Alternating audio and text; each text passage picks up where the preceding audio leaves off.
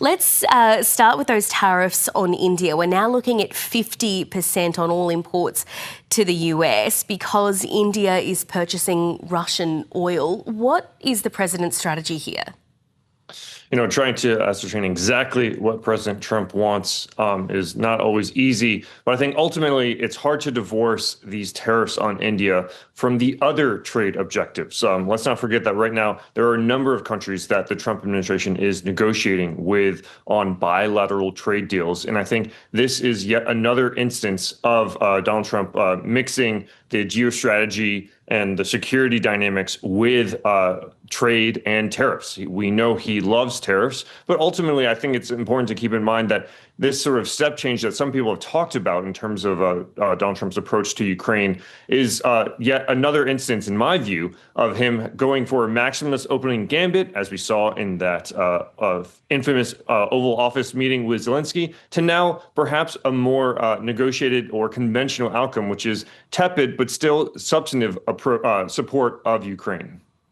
Why is India being targeted here specifically and not, as we just mentioned, places like China and Turkey? That's a great question. I think ultimately it's hard to look at trade negotiations with China as something that is as easy to maneuver as they are with India. Ultimately, the relationship with China is far more complex than with India. I think more than anything else, we should really highlight that this is quite a departure from basically every other administration in the past 25 years, including the Trump administration, the prior Trump administration, in which elevated the Quad, elevated diplomatic and economic ties with India. But I have to wonder how long this sort of approach to India will last. I imagine that similar to the approach with Ukraine, this may not last for more than a few months. This has, of course, not been welcomed by the Indian Prime Minister. What do you think this will mean for the relationship between the US and India? As you just said, this does sort of seem to be a very different approach this time around by Donald Trump.